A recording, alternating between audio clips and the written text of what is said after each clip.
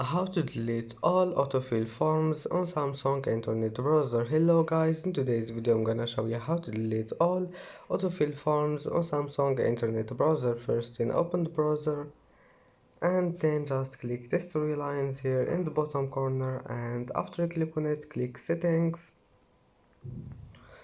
and then click this one here, this one, personal browsing data, and after you click on it, just click autofill forms and click profiles and then just click delete and select all and click delete all.